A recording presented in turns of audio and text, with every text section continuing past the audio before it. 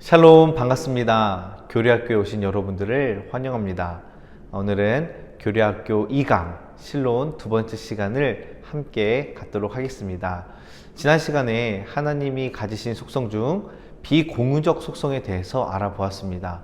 이제 하나님의 공유적 속성에 대해서 살펴보도록 하겠습니다. 하나님께서 자신의 속성을 공유한다라고 해서 비공유적 속성보다 그 무한성이 덜하지 않습니다.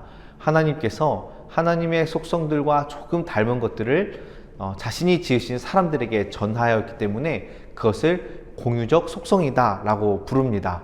공유적 속성에는 크게 세 가지로 하나님의 지식, 의지, 능력 이렇게 나눌 수가 있습니다.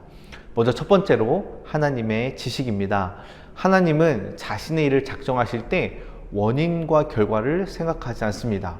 그분께서 친히 피조물을 존재하고 움직이도록 작정하셨기 때문에 모든 피조물들을 다 아십니다. 또한 하나님은 모든 것들을 즉시로 온전히 다 아시고 모든 것을 동시에 보십니다. 하나님은 스스로를 완전히 아시고 자신의 전능하심을 인식하시며 자신이 원하는 것은 무엇이든지 할 수 있다는 사실도 알고 계십니다. 하나님은 현재 존재하며 앞으로 존재할 것도 알고 계시고 어떠한 것들이 존재하기 전에도 이미 아십니다.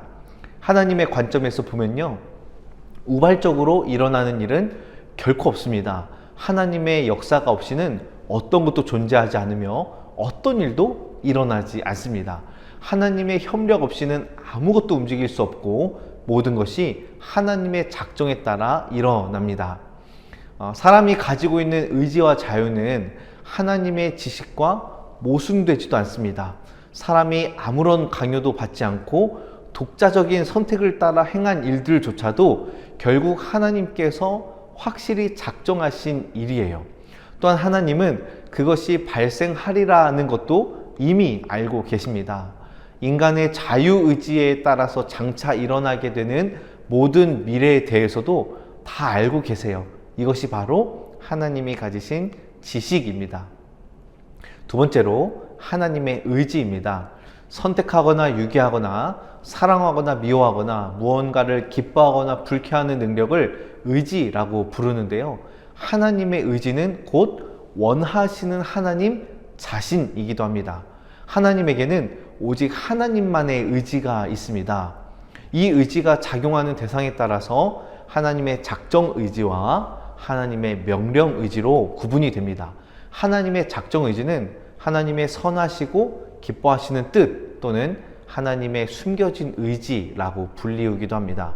하나님께서 선하고 기뻐하시는 뜻을 시행하실 때에는 그 누구도 거스르지 못하고 언제나 자신의 뜻을 성취해 나가십니다. 그런데 최종적인 결과는 하나님께서 사람에게 전혀 보이시지 않게 하시거나 일정 기간이 지난 다음에야 보이게 됩니다. 우리는 시간이 흐른 후에 그 일을 회고하고 혹은 구체적인 내용들이 하나님의 말씀을 통해 드러날 때 그때 비로소 하나님의 작정을 알아차리곤 합니다. 반면에 하나님의 명령 의지는 교훈적인 의지 또는 드러난 의지라고 부릅니다. 이 의지는 인간에게 알려주신 율법뿐만 아니라 삶을 규정하는 원리를 말합니다. 하나님은 자신의 가르침에 일치하는 것을 기뻐하시고요, 즐거워하시고 또 인정하십니다. 그러나 반대로 자신의 명령에 위배되는 것을 불쾌하게 여기시고 혐오하십니다. 이러한 하나님의 숨겨진 의지와 또 드러난 의지는 서로 합력하여 역사를 합니다. 예를 들어서 하나님은 아브라함에게 그의 아들 이삭을 죽여 제물로 바치라 라고 명령하셨습니다. 그러나 이삭을 죽이는 것은 하나님의 뜻이 아니었죠. 이삭을 죽이라는 하나님의 명령은 그분의 드러난 의지이고 아브라함은 그 드러난 의지에 따라서 행동을 했습니다. 그런데 결과가 어떠합니까? 이삭이 죽는 일이 일어나지 않았습니다. 이 결과는 또 다른 문제이죠. 즉 이삭이 죽지 않았던 것은 아브라함이 자신을 막는 하나님의 음성을 듣고 난 후에야 알게 된 하나님의 숨겨진 의지라는 것입니다. 그러므로 믿는 우리는 하나님의 의지가 지니는 최고의 권위와 절대적인 자유를 진심으로 인정하고 하나님의 뜻을 사랑해야 됩니다. 드러나거나 드러나 있지 않기 때문에 이것이 합력하여 역사하는 것을 인정해야 돼요. 그래서 우리는 하나님의 의지와 뜻에 대하여 이렇게 고백해야 됩니다. 아멘. 주님 그렇습니다. 주님의 뜻은 주권적이며 만물이 발생하는 궁극적이고도 제일 가는 유일한 이유입니다. 설령 주님의 뜻이 저의 소망과 반대된다 하더라도 그것이 주님의 뜻인 줄 깨닫고 그 뜻에 초점을 맞추며 인내하도록 도와주시옵소서. 주님, 저는 지금처럼 주님의 손에 굴복하며 주님의 주권적인 뜻에 고개 숙이기를 원합니다. 제가 바라는 바와는 상관없이 부디 주님의 뜻이 저에게 온전히 이루어지게 하여 주옵소서. 만약 주님의 선하시고 기뻐하신 뜻을 성취하는 데 주님의 선하심 가운데 저를 사용하시기 기뻐하신다면 저는 기꺼이 제 자신을 드리겠습니다. 저를 사용하여 주옵소서. 주님의 뜻이 저로 말미암아 그리고 저를 통해 온전히 이루어질 수만 있다면 이를 위하여 저 자신과 나의 가족과 내게 속한 모든 것을 기꺼이 주님께 드리겠습니다. 아멘. 여러분, 이러한 고백이 저와 여러분에게 있길 축복합니다. 이것이 바로 하나님의 뜻을 사랑하며 그 뜻대로 행하는 성도의 모습인 줄로 믿습니다. 이제 하나님의 의지와 관련하여 하나님의 여러 성품들에 대해서 좀 살펴보려고 합니다. 하나님이 원하시는 의지로 인해 어떠한 성품을 가지시는지 한번 보겠습니다. 첫 번째는 하나님의 거룩하심입니다. 하나님은 거룩하십니다. 거룩하심은 하나님의 성품의 순수한 본질이고 그분의 모든 완전하심의 광채입니다. 주님은 단순히 거룩하다고 불리실 뿐만 아니라 거룩함 그 자체예요. 하나님은 끊임없이 스스로 거룩한 존재로 계시하시는데 그 이유는 사람들이 멈추지 않고 마음 깊이 하나님을 경외하기 위함입니다. 두 번째는 하나님의 선하심입니다. 하나님의 선하심은 하나님에게 있는 사랑스럽고 온화하며 달콤하고 친밀한 그리고 또한 친절하고 관대한 성품을 말합니다. 이 성품은 모든 피조물에게 보편적으로 적용이 되고 하나님의 선하심은 택하신 자녀들에게 특별하게 적용이 됩니다. 이러한 하나님의 선하심으로부터 자비로우심과 우리에게 복을 주시고자 하는 그 모든 마음들이 흘러나옵니다. 세 번째는 하나님의 사랑입니다. 사랑은 하나님의 본질적인 속성이고 이를 통하여 하나님은 선하신 것을 기뻐하십니다. 하나님의 사랑은 사랑이 풍성한 하나님 자신이기도 합니다. 하나님이 자신의 선하심에 대한 최고의 표현으로 자신을 기뻐하시는 사랑을 본성적 사랑이라고 말합니다. 그래서 아버지 하나님은 아들 그리스도를 사랑하십니다. 반면에 하나님께서 자신의 피조물을 기뻐하시는 사랑을 의지적 사랑이라고 부릅니다. 의지적 사랑에는 일반적 사랑과 특별한 사랑이 있는데 이 특별한 사랑은 하나님께서 택자들을 사랑의 대상으로 지정하신 경우를 말하고 있습니다. 네 번째는 하나님의 은혜입니다. 은혜는 하나님의 성품의 완전함 가운데 하나인데 은혜를 받는 대상과 아무런 관계가 없습니다. 피조물이 전혀 존재하지 않는다 하더라도 은혜는 하나님이 어떤 분이었으며 어떤 분일지를 보여줍니다. 즉 피조물의 그 어떤 공로와도 상관없이 그들에게 자신의 자비를 베푸실 수 있는 측은히 여기시는 하나님을 뜻합니다. 그리고 그 은혜의 선물로 우리에게 구원의 은혜를 적용시켜 주시지요. 다섯 번째는 하나님의 자비입니다. 하나님은 자비하신 속성을 통해서 비참한 형편에 처한 피조물을 도와주고자 하십니다. 그러나 어떤 사람의 그 비참한 형편 자체가 하나님으로 하여금 자비를 베풀게 하는 동기가 되는 것은 아닙니다. 자비는 오직 하나님의 선하심에서 나오는 거예요. 자비는 본질상 순전히 하나님의 뜻에 따라 나타나기 때문에 이루 말할 수 없이 위대한 속성이고 자비로 인해 우리는 살게 되었습니다. 여섯 번째는 하나님의 오래 참으심입니다. 오래 참으심은 하나님께서 죄인에게 자신의 모든 진노를 쏟지 않으시도록 1차적으로 억제하여 그 형벌을 지연시키는 그런 역할을 합니다. 진노가 연기되는 동안 하나님은 죄인에게 유익을 베푸시죠. 특별히 하나님은 택자들이 회심하기 이전에 그들을 향해 오래 참으십니다. 일곱 번째는 하나님의 의 또는 공의입니다. 하나님의 의 또는 공의 그 자체는 그 대상에게 합당한 상이나 벌을 주는 것인데요. 사람이 선한 행위를 했다고 해서 하나님 앞에서 공의롭다, 공의로운 상을 요구한다 라는 것은 있을 수 없습니다. 왜냐하면 사람은 선한 행위를 자신의 것이라고 할 수 없습니다. 왜냐하면 그것 자체가 하나님에게서 비롯되었기 때문이에요. 선한 행위를 한 것 역시 하나님 때문에 그렇게 한 것이죠. 그래서 선한 행위는 인간이 본성적으로 감당해야 하는 의무에 불과합니다. 그렇기 때문에 선한 행위를 했다 하더라도 아무런 권리를 혹은 상을 주장할 수는 없습니다. 그렇다면 하나님의 공의는 무엇입니까? 하나님께서 자신의 약속이나 경고에 따라 행동하시는 것은 모두 공의롭습니다. 사람을 구원하시는 것도 공의롭고요. 죄인을 멸하시는 것도 공의로운 행위입니다. 지금까지 하나님의 의지에 따른 성품들을 살펴보았습니다. 이제 마지막 하나님의 공의적 속성인 하나님의 능력에 대해서 살펴보겠습니다. 여러분, 이 능력이라는 단어 자체가 하나님에게 적용될 때에는 하나님의 전능하심을 의미합니다. 하나님은 자신의 능력을 행사하실 때 아무에게도 어떤 이유와 책임을 드러내야 할 의무가 없습니다. 어느 누구도 하나님께 왜 그렇습니까? 이유를 밝히십시오 라고 요구하면서 하나님 그것이 진짜 정당합니까? 라고 할 수 없다라는 거예요.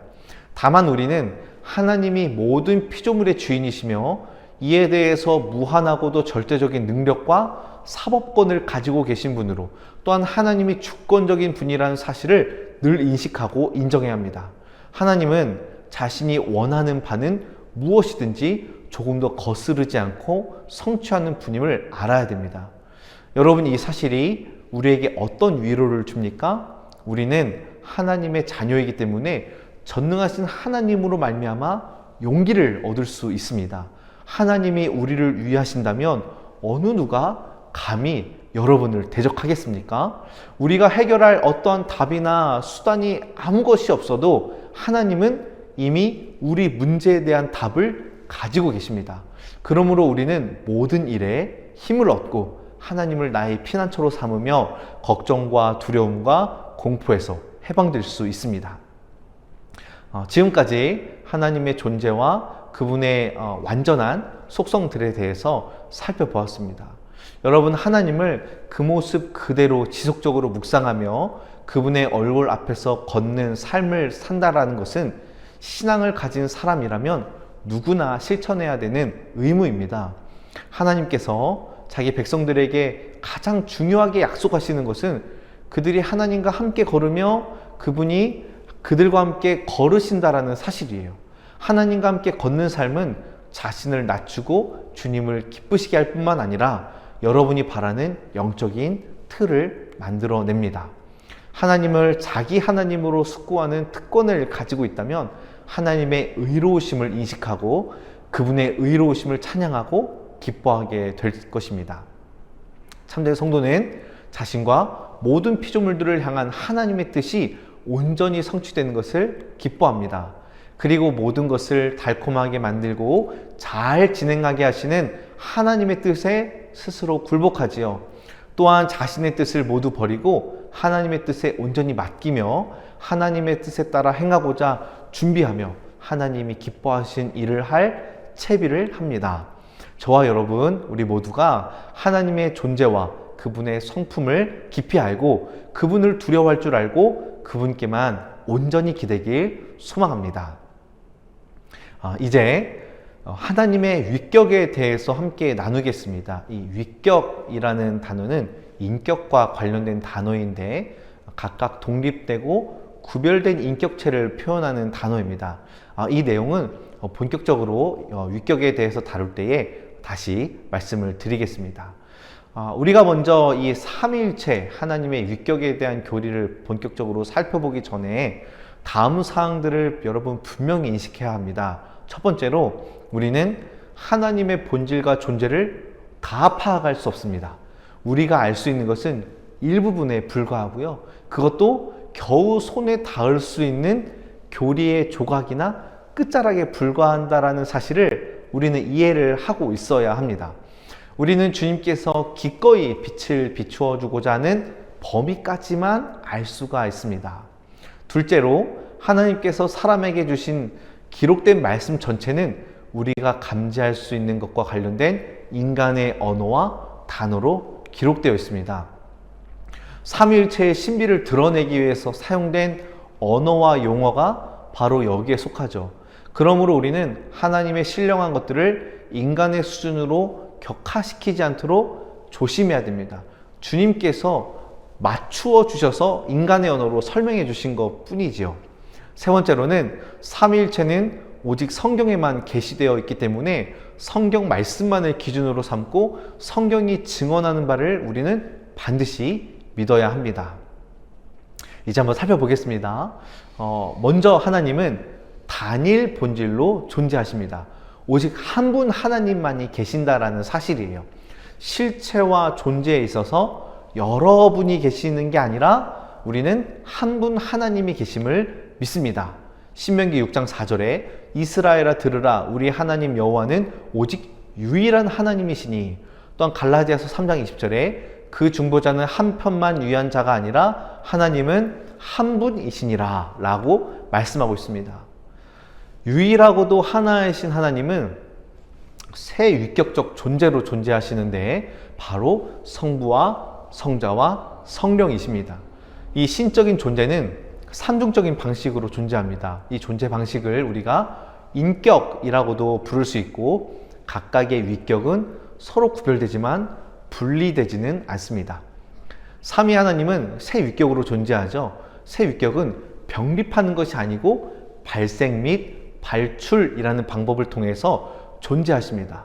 하나의 신적 존재 안에 세 위격이 계신다는 사실은 모순되지 않습니다. 왜냐하면 말씀이 삼위 하나님을 너무나 분명하게 계시하고 있기 때문입니다. 첫째, 엘로힘이라는 이름에 계시되어 있습니다. 엘로힘은 복수인데 언제나 셋 이상의 다수를 표현할 때 사용됩니다. 복수형인 엘로힘은 복수형 동사와 형용사 또는 대명사와 더불어 사용되고 복수 전미사가 붙습니다. 창세기 1장 26절에 하나님이 이르시되 우리가 사람을 만들고, 여기서 하나님은 엘로힘, 복수를 뜻하고 있습니다. 그리고 우리라는 단어도 있죠. 그리고 하나님의 복수형 이름인 엘로힘이 단수의 의미로 사용될 때마다 이 세 위격들은 한 존재이신 한 분 하나님으로 이해하시면 되겠습니다. 두 번째로, 위격의 삼위일체는 다음 성경에 분명하게 나타나는데요. 창세기 3장 22절에 여호와 하나님이 이르시되 보라 이 사람이 선악을 아는 일에 우리 중 하나같이 되었으니, 또 창세기 11장 7절에 자 우리가 내려가서 거기서 그들의 언어를 혼잡하게 하여 그들이 서로 알아듣지 못하게 하자 라고 말합니다. 하나님이 우리라는 표현을 쓰십니다. 세 번째, 우리가 삼위일체에 관하여 더 확신하려면 위격과 관련해 삼위일체로 존재한다라는 그 본문들을 깊이 묵상해야 합니다. 마태복음 3장 16절에 예수께서 세례를 받으시고 곧 물에서 올라오실새 하늘이 열리고 하나님의 성령이 비둘기같이 내려 자기 위에 임하심을 보시더니, 위격들이 나오죠. 마태복음 3장 17절에 하늘로부터 소리가 있어 말씀하시되 이는 내 사랑하는 아들이요 내 기뻐하는 자라 하시니라. 성부, 성자, 성령 하나님이 드러나 있습니다. 마태복음 28장 19절 그러므로 너희는 가서 모든 민족을 제자로 삼아 아버지와 아들과 성령의 이름으로 세례를 베풀고, 또 고린도후서 13장 13절 주 예수 그리스도의 은혜와 하나님의 사랑과 성령의 교통하심이 너희 무리와 함께 있을지어다. 이렇게 성부, 성자, 성령에 대해서 말씀하고 계십니다. 그렇다면 삼위일체의 각 위격의 신성은 어떠한지 알아보겠습니다. 여러분, 성부와 성자, 성령 세 위격은 신적 본질이 다르거나 신적 본질과 분리되지 않습니다. 신적 이 위격들은 서로 본질이 다른 것이 아니라 구별되는 것이지요. 즉 각각의 위격은 서로 동등하며 본질에 있어서도 동일하고 한 분 하나님이시지만 관계에 있어서는 성부, 성자, 성령 하나님으로 분류합니다. 그리고 새 위격 안에 존재하시는 신적 본질에 대해서 언급할 때에는 언제나 새 위격이 하나임을 의미합니다. 새 위격은 모두 동일한 신적 본질을 공유하고 있습니다. 신적 본질은 나뉘지 않고 각 위격은 신적 본질을 온전히 가지고 있습니다. 즉 유사 본질이 아니라 동일 본질이라는 거예요. 이게 굉장히 중요한데, 새 위격은 정확히 동일하신 신적 본질을 소유하고 계시고, 동시에 새 위격은 서로 구별되지만 다르다고 말할 수는 없습니다. 또한 새 위격은 한 분 하나님으로 공존하십니다. 성부는 성자 안에 거하시고, 성자는 성부 안에 거하시며, 성령은 성부와 성자 안에 거하십니다. 그리고 우리는 신적 본질과 각 위격을 구별하는 데까지 나아가야 합니다. 새 위격에는 동일한 본질 자체가 온전히 존재합니다. 어느 정도 존재하는 게 아니라 각각이 다 온전하게 존재해요. 그렇지만 각각의 위격들은 고유하고도 독립된 인격성을 가지십니다. 성부와 성자와 성령으로 존재하시는 것은 하나님의 영원한 본성이시고, 성부는 성자일 수 없고 성령은 성부가 될 수 없습니다. 간혹 이렇게 설명하시는 분들이 있는데 잘못된 겁니다. 성부는 성부이시고, 성자 예수님은 예수님이시고, 성령님은 성령님이세요. 각각 구별이 됩니다. 성부는 스스로 일하시고, 성자는 아버지를 대신하여 일하시며, 성령은 성부와 성자를 대신하여 일하십니다. 각 위격이 띠는 이러한 특성은 다음과 같은데, 우리가 이렇게 특성을 짓는 이유는 성경에 나오기 때문에 그런 겁니다. 먼저 성부는 나오시지도 않고 성자를 낳으십니다. 성자는 성부로부터 발생되시고 성부와 함께 성령을 보내십니다. 성령은 성부와 성자로부터 발출되십니다. 그렇다면 발생되고 발출되는 게 무엇인가 한번 살펴보겠습니다.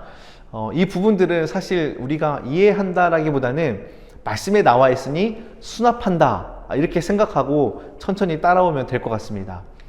제2위 성자를 낳으시는 것은 제1위 성부 하나님의 고유한 특성이에요. 그리고 성부로부터 발생하는 것은 제2위 성자의 독특한 특성입니다. 성경은 이러한 신적인 역사를 낳으신 바 되시고 라는 표현을 사용해서 가장 잘 나타내고 있습니다. 히브리서 1장 5절에 하나님께서 어느 때에 천사 중 누구에게 너는 내 아들이라 오늘 내가 너를 낳았다 하셨으며, 또 다시 나는 그에게 아버지가 되고 그는 내게 아들이 되리라 하셨느냐 라고 말합니다. 아버지와 아들은 용어 자체의 정의상 서로 관계를 가지는 단어예요. 하나님은 아버지와 아들이라는 이름을 사용하여 자신이 우리 믿음의 대상이라는 사실을 우리에게 알려주셨습니다. 성부는 성자를 낳으셨고, 성자는 성부에게서 나오셨으며, 그 결과 두 위격 사이에 아버지와 아들의 관계가 성립이 됩니다. 그리스도는 발생으로 말미암은 아들이세요.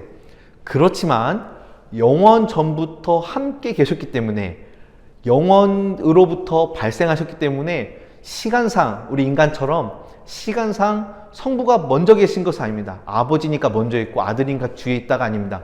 영원히 발생하신 분이기 때문에 성부와 성자는 동일선상에 있습니다.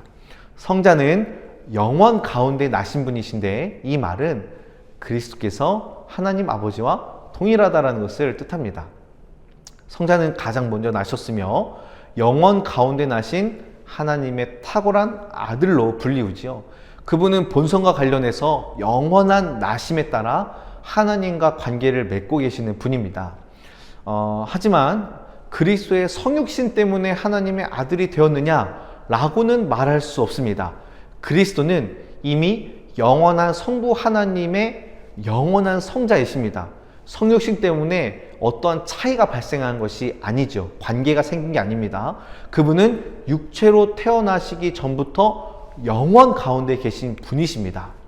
요한복음 5장 26절, 아버지께서 자기 속에 생명이 있음같이 아들에게도 생명을 주어 그 속에 있게 하셨고, 아버지께서 자기 안에 생명을 가지고 계시듯이 아들도 자신 안에 이 생명을 가지고 있습니다. 그러므로 아버지와 아들은 동일하지요.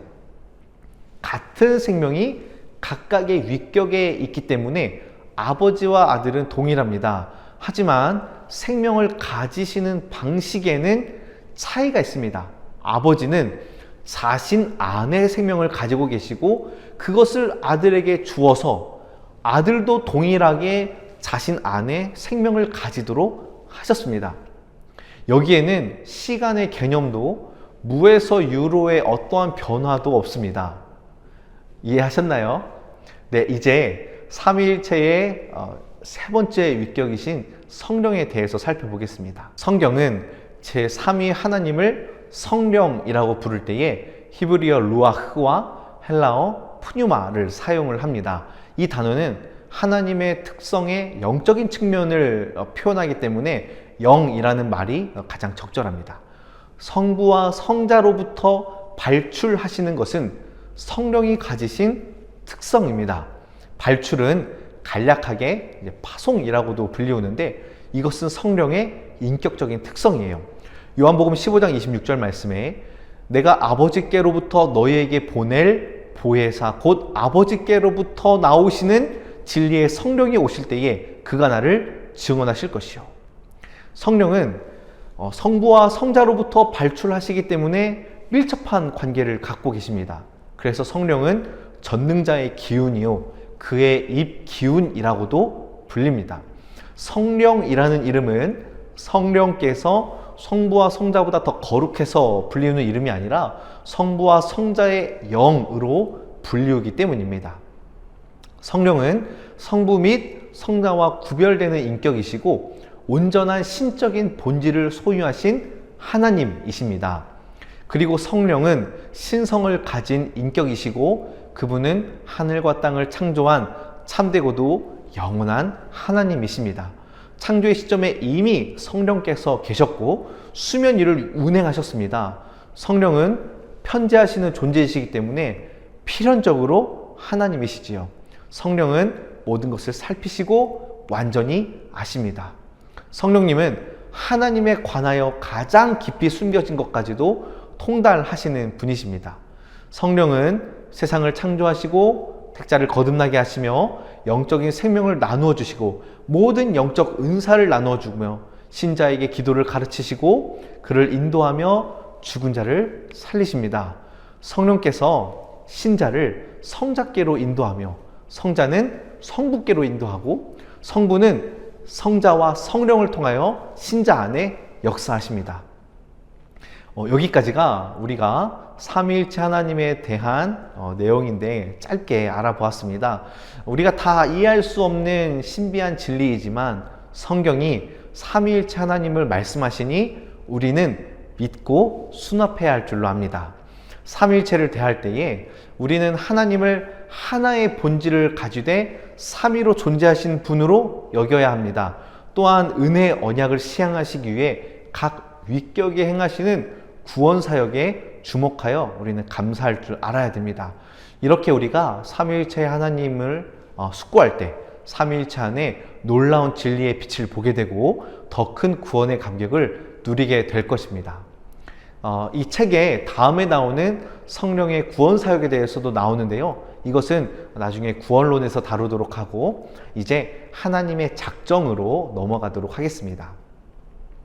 하나님의 작정이라는 것은 만물이 언제 어떻게 일어날지를 포함하여 세상의 모든 것들에 관한 영원하고도 의지적이며 지혜롭고도 주권적이며 불변하시는 하나님의 목적을 말합니다.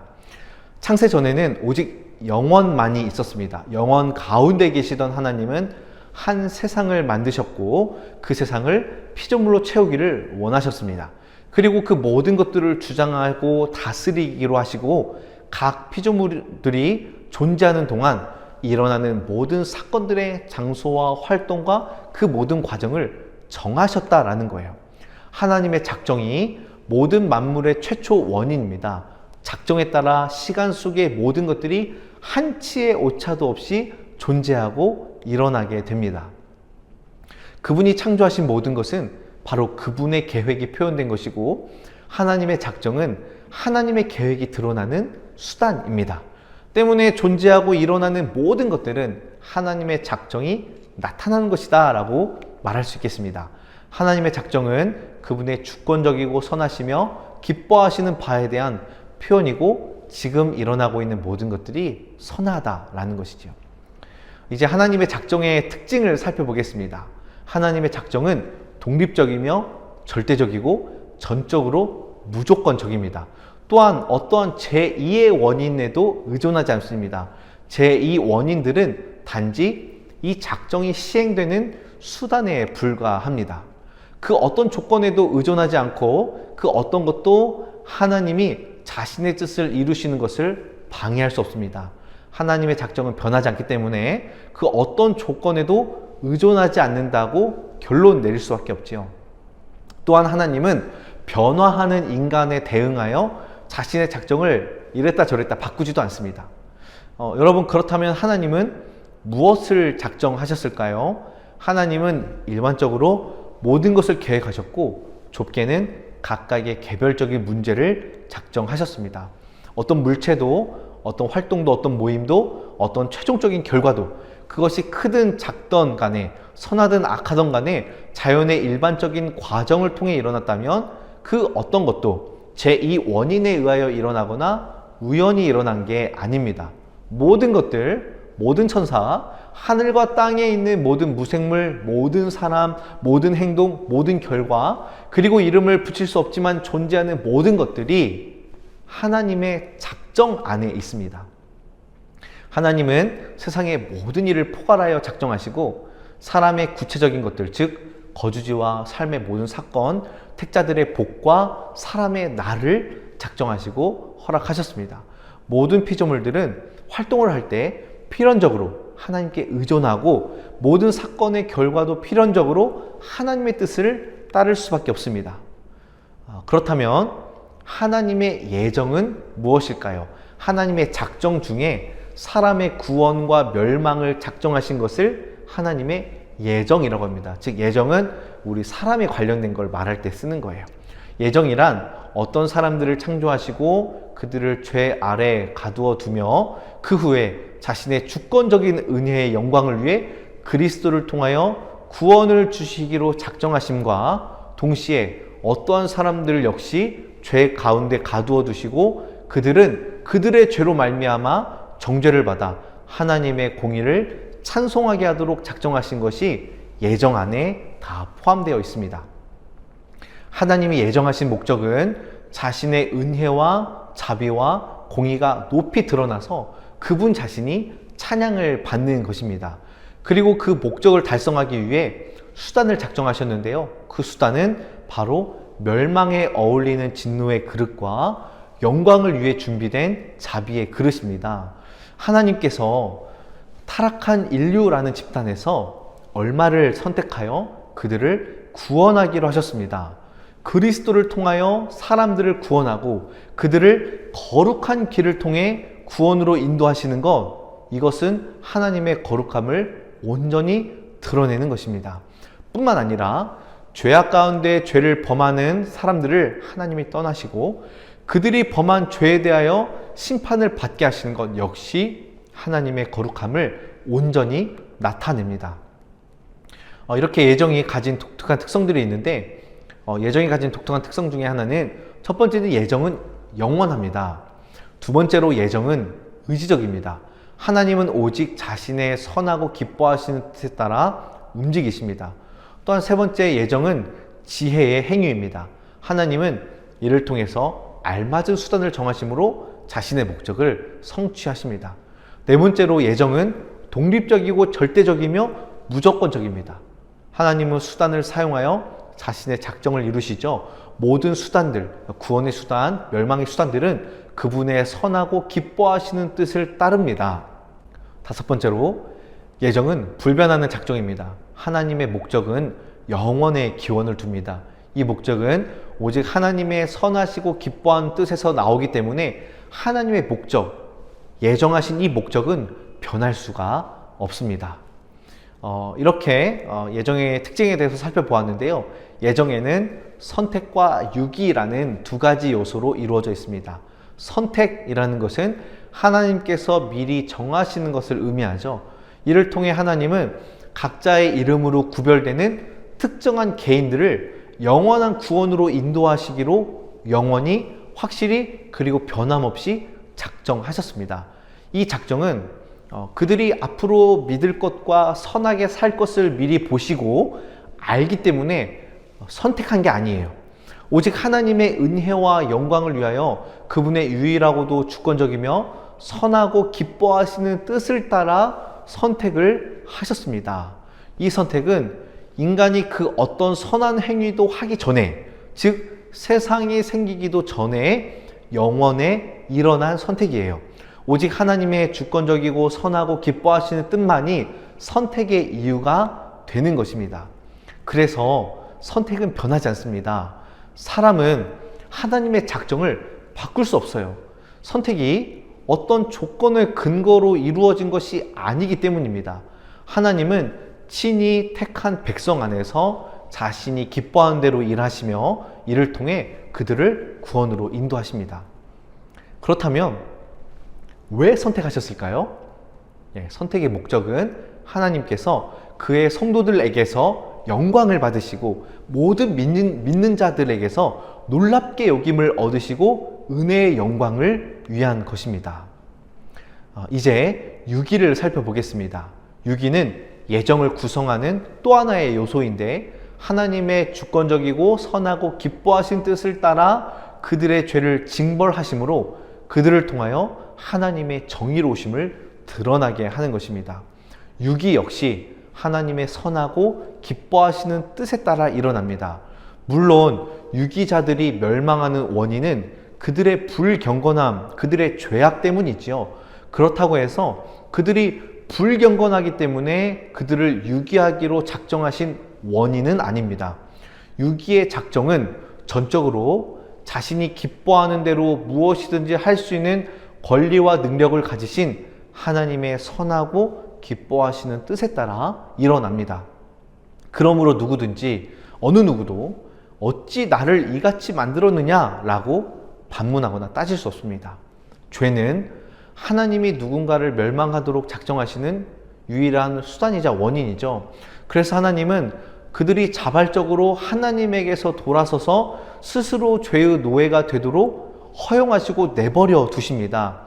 죄를 지은 이들은 죄의 결과로 주어진 저주 아래 놓이게 되고 의로우신 재판장 되신 하나님께서 진노의 날, 곧 하나님의 의로우신 심판이 나타나는 그날에 그들의 죄로 말미암아 그들을 심판하십니다. 무슨 말입니까? 하나님이 죄의 조성자, 죄의 원인, 멸망의 원인이 아니라는 것이죠. 선택과 유기는 굉장히 민감한 교리입니다.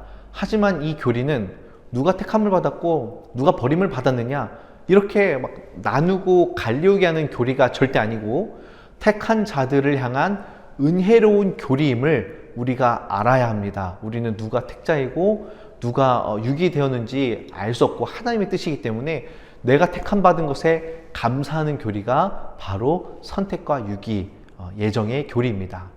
이 시간 선택과 유기에 대한 몇 가지 질문을 잠시 살펴보겠습니다.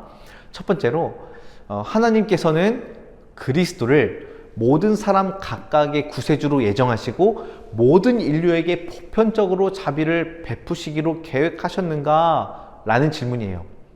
답은 무엇일까요? 답은 그렇지 않습니다. 하나님은 그리스도를 모든 사람의 구세주가 아니라 오직 자신이 택한 백성들만을 위한 구세주로 보내셨습니다. 성경은 그리스도의 공로가 오직 일부의 사람들에게만 효과적이라고 말을 합니다. 하나님은 실제로 모든 사람들을 구원하실 수는 있지만 그것이 그분의 뜻이 아니었어요. 그리고 만약 하나님이 모든 사람을 구원하기로 원하셨다면 하나님께서는 자신의 목적을 이루지 못한 것이 됩니다. 왜죠?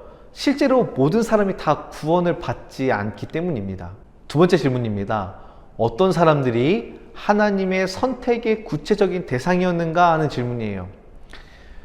알미니안이라고 하는 이단들은 모든 사람들이 하나님의 선택의 대상이었다라고 말을 합니다. 이들의 주장은 이런 거예요. 하나님이 모든 사람들을 선택하셨는데 믿음과 회개, 인내 등 인간의 자유의지에 따라서 선택과 유기가 정해진다라고 주장을 합니다. 그런데 여러분, 듣기에는 굉장히 좋은 말인데 결코 성경적이지가 않습니다. 하나님께서는 미리 정해진 수의 특정한 사람들만을 개별적으로 선택을 하셨습니다. 또한 하나님은 그들을 구원으로 인도하기 위하여 예수 그리스도를 보내 중보자가 되도록 작정하시고 그들을 구원하실 것을 작정하셨습니다. 세 번째 질문, 신자들은 자신이 선택받았음을 확신할 수 있는가? 여러분은 여러분이 선택받았다고 어떻게 확신하십니까? 네, 바로 우리는 하나님께서 선택받은 자들의 표지를 성경에 기록하셨고, 신자는 성경에 드러난 말씀과 표지를 발견하여 성령으로 말미암아 내가 택자라는 사실을 확신하고 즐거워합니다. 또한 선택은 부르심과 믿음과 성화라는 열매로 확증이 되기도 하죠. 신자는 자신이 이러한 열매에 참여하고 있다는 것을 확신할 수 있습니다.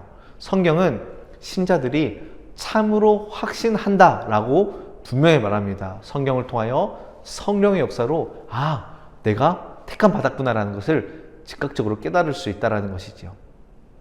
그런데 선택 교리 때문에 두려워하는 신자들이 종종 있습니다.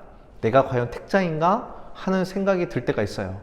우리는 이러한 어리석은 성향 때문에 하나님의 택하심을 부정하기 시작하고 하나님을 압박하면서 내가 택함을 받았는지 확인시켜 주세요 라고 할 수도 있습니다.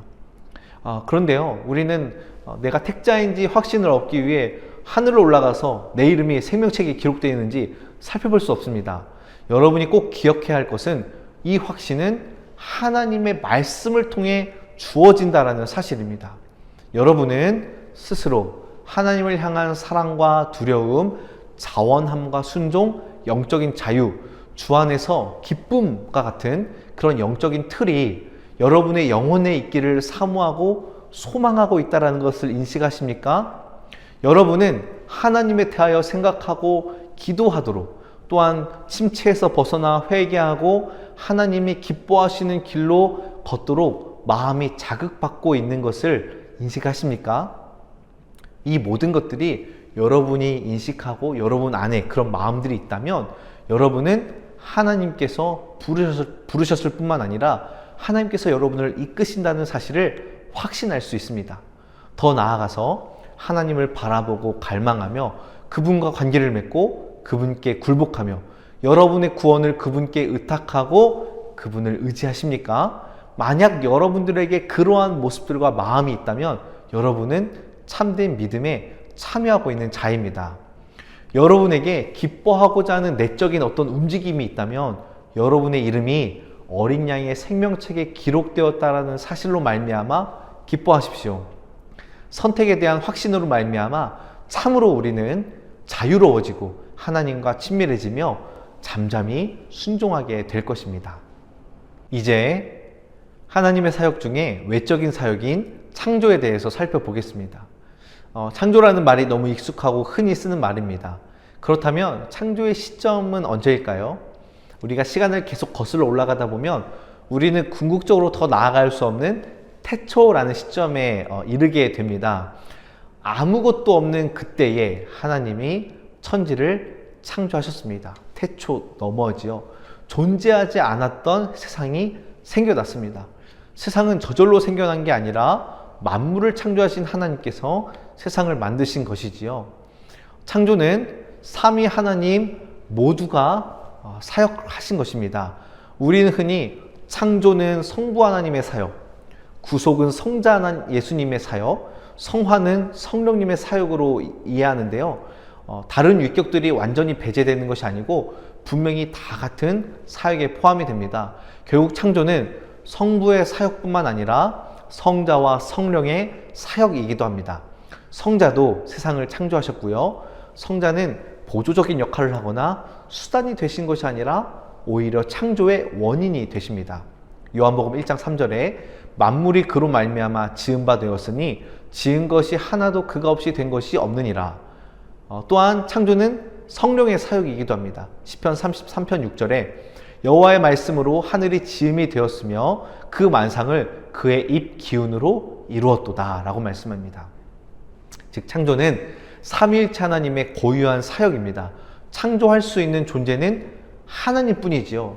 천사들은 공동 창조자가 아닙니다. 성경은 창조가 하나님의 고유한 사역이라고 분명히 말합니다. 창조란 절대적인 무에서 무언가를 만들어내는 것입니다. 창조의 능력이 다른 누군가에게 전달될 수 없듯이 하나님께서 창조하실 때에 그 어떠한 도구를 사용하는 것이 불가능합니다.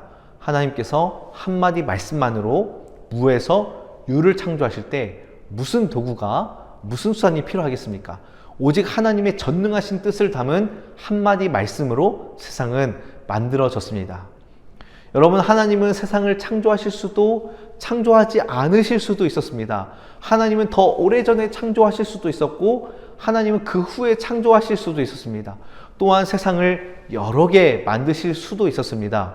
그러나 그분은 자신의 의지의 작정에 따라서 정확한 때에 오직 하나의 세상만을 만드셨습니다. 하나님이 창조하신 세상을 볼 때 우리는 하나님의 무한하신 지혜를 엿볼 수 있습니다. 우주 어디에서도 이 지혜를 측량할 수 없으며 평범한 꽃을 보아도 이 지혜를 다 측량할 수는 없습니다. 우리는 이러한 하나님의 놀랍고 신비한 창조 사역을 보면서 하나님을 깊이 묵상해야 됩니다. 우리는 먼저 이 장엄한 체계와 그 모든 것을 만드신 분을 바라보아야 합니다. 그분의 위엄과 탁월하심을 바라보고 특별히 우리가 그분의 피조물이라는 사실을 생각을 해야 됩니다. 여러분의 아버지이신 주님께서 하나님을 섬기기 위해 존재하는 온 세상과 그 안에 있는 모든 것들의 창조주요, 모든 것들을 다스리는 분이시라는 것을 우리는 알아야 됩니다. 여러분, 그런데 어찌 우리에게 부족함이 있을 수 있겠습니까? 우리가 믿는 하나님은 창조의 주인이라는 사실입니다. 여러분이 혹여라도 원하는 대로 일이 진행되지 않는다 하더라도 여러분의 창조주를 바라보면서 그분의 거룩하신 뜻에 순복하시길 바랍니다. 하나님의 자녀의 자격으로 하나님께 다가가고요, 기도하고 하나님의 뜻을 기다리고 하나님을 의지하면서 늘 신뢰하길 바랍니다. 우리는 하나님의 자녀이기 때문에 세상의 모든 것을 소유하고 사용할 수 있습니다. 그러나 이 모든 것들이 하나님의 소유이고 하나님께서 궁극적으로 모든 것을 주관한다라는 사실을 절대로 잊으면 안 됩니다. 때문에 우리는 피조세계를 향한 잔혹한 행위, 이 피조세계를 파괴하는 불필요하고 의도적인 행위를 중단해야 합니다. 또한 모든 것이 주님의 소유이기 때문에 흥청거리고 술 취하며 허세와 음란한 행위로 피조세계를 학대하는 일을 멈춰야 합니다. 마찬가지로 하나님의 모든 소유이기 때문이죠. 우리는 오히려 창조를 바라보면서 하나님의 장엄하심, 능력, 지혜, 선하심을 찬양할 뿐만 아니라 온 마음과 입과 행동으로 그분을 영화롭게 하면서 이렇게 감탄해야 됩니다. 시편 104편 24절 여호와여 주께서 하신 일이 어찌 그리 많은지요. 주께서 지혜로 그것을 다 지으셨으니 주께서 지으신 것들이 땅에 가득하니이다. 아멘. 여러분, 경건한 마음을 품고 밖으로 나가서 눈을 높이 들어 사람이 측량할 수 없는 광대한 우주와 그 우주의 엄청난 공간들을 자세히 관찰해 보십시오. 그리고 이 모든 것에 둘러싸인 모래 한 알에 불과한 자신의 모습을 생각해 보십시오. 하나님을 사랑하는 사람이 피조세계를 넘어 하나님께로 그 마음 깊이 향할 때에 그의 시선은 피조세계를 뛰어넘어 창조주에게 이를 것이고 창조주의 영광이 좁은 피조세계의 한계를 능가하게 되는 것을 알게 될 것입니다. 사실 피조세계는 하나님의 영광과 무한하심을 담기에는 한없이 부족하지요. 여러분, 그렇게 깨닫는 데까지 이르게 된다면 하나님이 자신의 영예를 위해서 세상을 이렇게 영광스럽게 창조하셨다면 하나님께서 지으시고 만드신 영원한 하나님의 도성에서는 그분의 영광이 얼마나 찬란하고 분명할 것입니까? 우리는 거기까지 생각하는 것이지요. 그곳에서 우리 주 예수님 하늘에 계신 지존자의 오른편에 앉아 영광을 받으십니다. 그곳에서 경건한 사람들의 육체는 그리스도와 같이 영화된 육체로 변화될 것이고요. 그리하여 충만한 영광을 나타내며 결코 사라지지 않는 영광의 면류관도 받게 될 것입니다. 하나님의 영광이 새 예루살렘 성을 온전히 밝힐 것입니다. 그러므로 믿음으로 이러한 광경을 보는 사람은 창조를 묵상하는 가운데에 천국의 영화로운 무리와 함께하며 그들과 더불어 주님 앞에 엎드려 자신의 면류관을 주님 앞에 내려놓고 보좌에 앉아 계신 어린 양을 찬양하는 그분께 영광과 존귀를 돌릴지어다라고 외치게 될 것입니다. 우리 모두가 창조된 이 세계와 영원한 하나님 나라에 드러난 하나님의 영광과 무한하심에 감격하는 삶을 살기를 바랍니다. 이러한 삶이 바로 참된 성도의 삶입니다. 이제 하나님이 창조하신 피조물 중에 천사에 대해서 살펴보도록 하겠습니다. 천사는 어떤 직분이 아니라 단지 인류와 대조되는 영적이고도 인격적인 실체를 가리킵니다. 천사들도요, 창조된 피조물이에요. 존재하는 모든 것은 창조주가 아니면 피조물이니까 천사는 분명히 피조물이 맞습니다.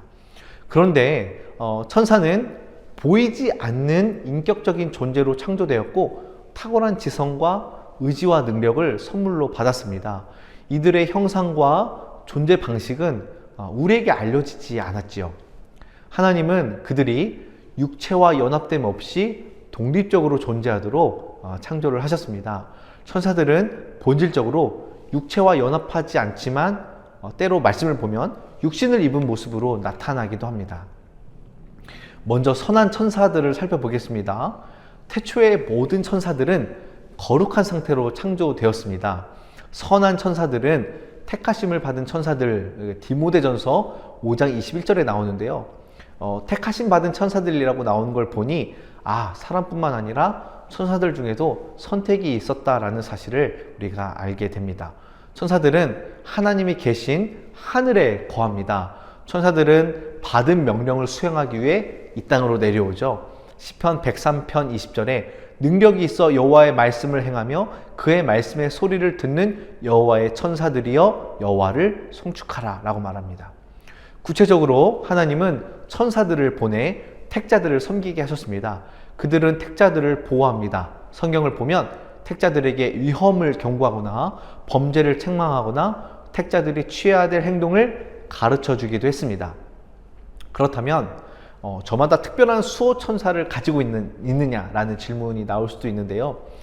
하지만 하나님의 말씀은 이러한 문제에 대해서 언급하지 않았고 보호하심에 관련해서는 하나님이 친히 우리를 보호하신다라고 말씀하고 계세요.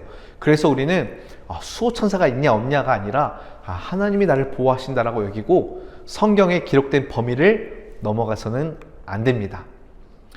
또한 우리는 천사들을 중재자로 여기거나 그들이 우리를 위하여 중재하기를 원해서는 안 됩니다. 이거는 천사들을 숭배하는 것과 마찬가지지요. 이제 귀신들에 대해서 알아보겠습니다. 하나님은 모든 천사들을 거룩한 상태로 창조하셨지만 그들 중에 많은 무리가 배도하였습니다. 베드로후서 2장 4절에 하나님이 범죄한 천사들을 용서하지 아니하시고 지옥에 던져 어두운 구덩이에 두어 심판 때까지 지키게 하셨으며 라고 말합니다. 또한 유다서 1장 6절에 또 자기 지위를 지키지 아니하고 자기 처소를 떠난 천사들을 큰 날의 심판까지 영원한 결박으로 흑암에 가두셨으며 라고 말씀하고 있습니다. 여러분, 마귀는 히브리어로 사탄이며 헬라어로 사탄 또는 사타니스입니다. 이 단어는 반대하고도 대적하는 존재를 뜻하는데 그 이유는 마귀가 하나님과 그리스도와 신자와 모든 선한 것을 대적하기 때문입니다. 또한 마귀는 참소자로도 불리웁니다. 그가 신자의 마음에 불화살을 쏘아서 하나님을 참소하고요, 하나님 앞에서는 신자들을 참소하기 때문입니다. 그들도 천사들과 같이 인격적인 존재이고 지성과 능력을 가지고 육체적인 인간과 상호작용을 하기도 합니다. 그들이 인격적인 존재라는 사실은 마태복음 8장에 그들이 말을 하고 예수님을 알고 사람들을 막 찝고 던지며 돼지들을 죽인다고 언급하는 그런 본문에서 분명히 드러나고 있지요. 귀신들도 한때 진리 안에 있다가 죄를 지어서 그들의 처음 상태를 유지하지 못하고 계속해서 사람을 대적하는데 특히 경건한 사람을 대적합니다. 그래서 말씀에는 귀신들을 대적하라 라는 권면을 하고 있지요. 에베소서 6장 11절에 마귀의 간계를 능히 대적하기 위하여 하나님의 전신갑주를 입으라. 또한 베드로전서 5장 8절에 근신하라 깨어라 너희 대적 마귀가 우는 사자같이 두루다니며 삼킬 자를 찾나니 라고 말하고 있습니다. 귀신에 관한 교리는 회심하지 않는 자에게 경고하고 있습니다. 회심하지 않은 채 남아있다는 것은 마귀를 자기의 아비로 삼고 그의 능력에 굴복하는 것입니다. 마귀가 주인이요 상전이며 회심하지 않는 사람 안에서 역사합니다. 그러므로 속히 마귀에게서 도망가 예수님 앞에 살려달라고 날 구원해달라고 간구해야 합니다. 주님께 나아가면 우리 주님은 그분의 자비하심으로 구원의 은혜를 베풀어 주실 것입니다. 우리는 마귀에 관한 교리 때문에 두려워하거나 염려할 필요가 없습니다. 마귀는 가장 지독하고도 악한 미움을 가지고 있습니다. 그러나 그의 능력이 부족하기 때문에 이러한 악한 의도를 실행하지 못합니다. 하나님께서 언제나 그가 계획한 의도들이 실행되지 못하도록 막으시기 때문입니다. 하나님은 신자들이 악한 원수에게 지독한 마음과 반감을 가지고서 용감해지도록 그의 공격에 대항하여 전투를 벌이도록 할 것입니다. 베드로전서 5장 9절 너희는 믿음을 굳건하게 하여 그를 대적하라.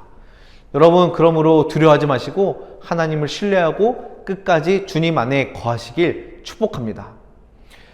이렇게 2시간에 걸쳐 실론을 간략하게 살펴보았습니다. 하나님이 누구신지, 하나님이 어떤 성품을 가지셨는지, 하나님이 어떠한 일을 하셨는지 아는 것이 바로 우리의 믿음의 대상을 올바로 아는 것입니다. 하나님을 정확하게 알므로써 우리의 믿음의 대상을 확실하게 아는 저와 여러분이 되기를 원합니다. 긴 시간 너무너무 수고 많으셨습니다. 다음 시간에는 인간론을 다루도록 하겠습니다. 감사합니다.